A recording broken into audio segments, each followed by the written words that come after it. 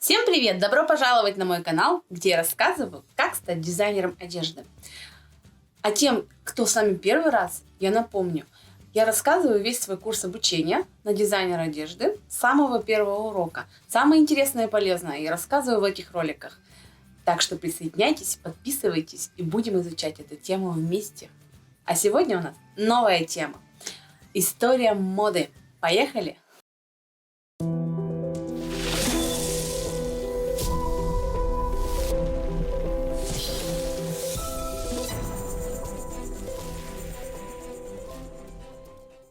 Мода – это социальное явление, а также это один из инструментов управления правительством своим населением какой-то определенной страны. Приведу пример, чтобы сразу было понятно, небольшой, буквально утрированный. Допустим, в народе происходит какое-то волнение, люди чем-то сильно недовольны, хотят сильно прямо вот высказаться, они хотят собираться даже на митингах готовы. Буквально такое дореволюционное состояние людей происходит, они хотят бунтовать и так далее, но хотят, по крайней мере, высказать свое мнение какое-то. То, чем они недовольны. Тогда, например, в моду вводят красный цвет. Это достаточно агрессивный цвет. Он проявляет свою агрессию. Также, допустим, какие-то принты символичные, допустим, с темой войны или революции. Ну, что-то такое агрессивное, как минимум. Дальше человек покупает, допустим, одевает эту футболку красного цвета с какими-то символиками, принтами определенными. И тем самым получается, что он как бы высказывает свое мнение, свою агрессию он уже выливает, он показывает массе, обществу это все. То есть тем самым как бы его мнение уже высказано, и он начинает потихонечку успокаиваться. И так постепенно начинает все население, весь народ успокаиваться определенной какой-то стороны, допустим. И также по другим проблемам также обычно делают. Не только, допустим, это может быть с агрессией связано, а может быть наоборот. К нам присоединилась наша девочка Киса. Бри, повернись к зрителям, поздоровайся. Дальше продолжаем. Мода – это способ выражения индивидуальности. Это способ коммуникации с внешним миром. Мода – это социальный показатель определенного социального статуса. Мода в переводе с латыни – это что-то временное, непостоянное преобладание вкусов и постоянное их изменение. Зарождение моды произошло во Франции еще в XIV веке. Как зарождается мода? От одного человека происходит какой-то стиль. Средствами коммуникации он воздействует на окружающих, то есть на его ближнее окружение. Чем больше, допустим, если людям нравится, они начинают копировать ваш стиль. А чем больше они копируют ваш стиль, тем еще более ярче развивается ваш стиль. Далее, если люди начинают уже покупать вещи в вашем стиле, то это уже тренд. То есть один человек – это стиль, много людей – это тренд. Мода – это постоянная смена стилей и трендов. Мода – это всегда про новое, про инновации, про разработки, про трансформацию и развитие. Мода имеет цикличность. Она рождается, взрослеет и умирает. Это я покажу на графике. На вершине мода держится около 5 лет. В это время возникает огромное количество вариаций, модных мелочей. Для окончательной смены модной тенденции, модной одежды, происходит это все примерно около 10 лет занимает полная смена.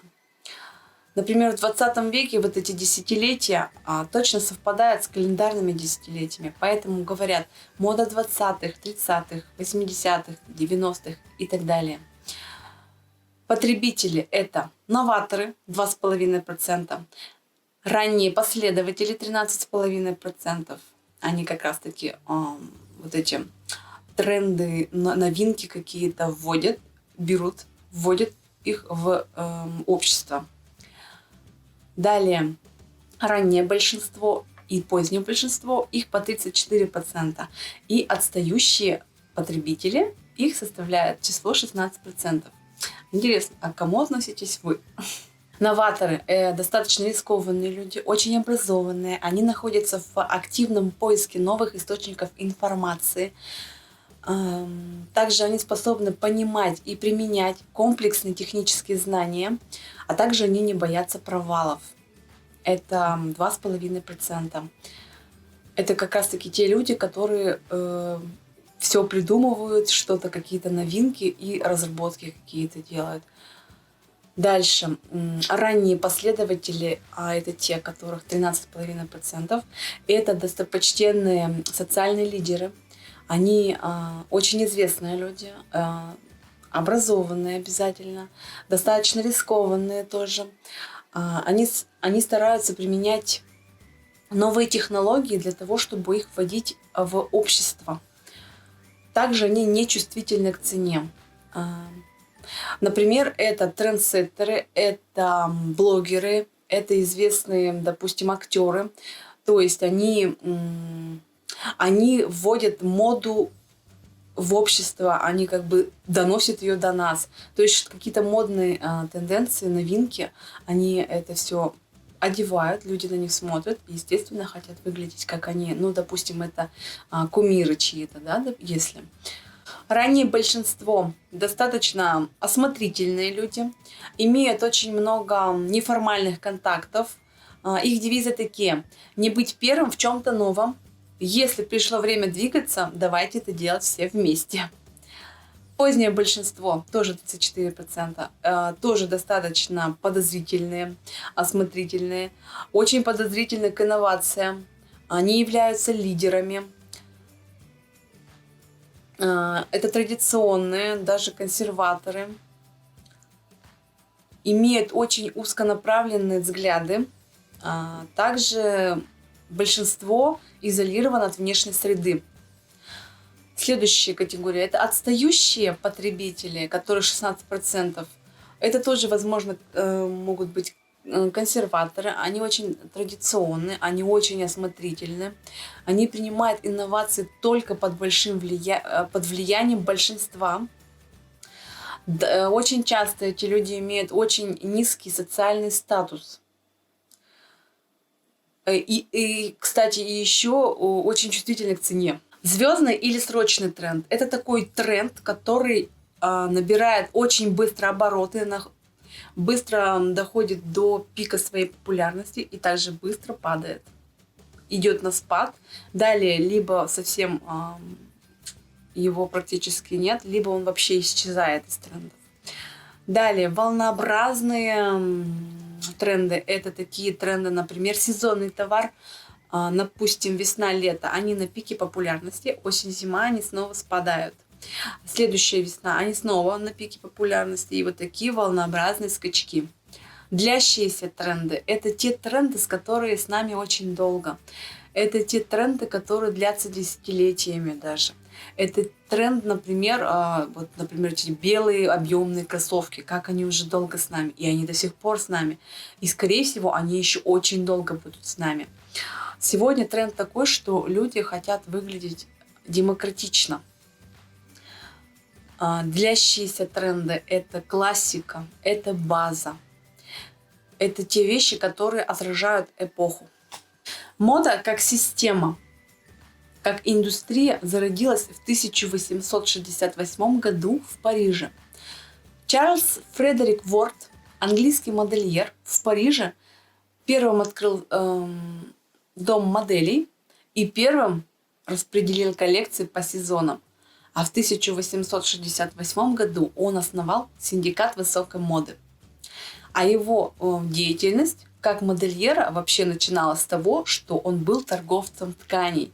Сначала он продавал ткани, потом он понял, что лучше продавать уже готовые изделия, готовые модели, и поэтому он стал модельером и первым основал синдикат высокой моды.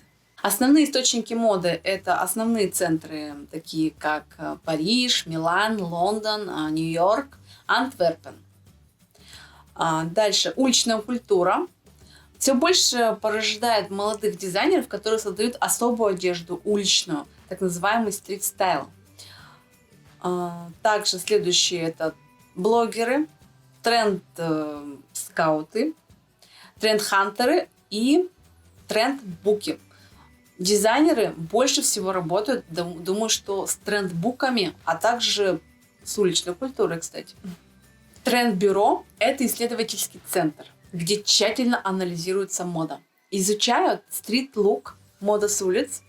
Транспотеры фотографируют всех подряд на улице и все, что они там видят. На основе тщательного анализа составляются модные прогнозы. Тренд-бюро и тренд-агентства зародились в модной индустрии. Основная задача тренд-прогнозов была в предсказании цветовой палитры. Но после Второй мировой войны в Америке началось активное производство одежды и расцвели компании, которые начали составлять модные прогнозы трендов уже в различных отраслях, таких, например, как текстиль, мужская одежда, мебель и декор.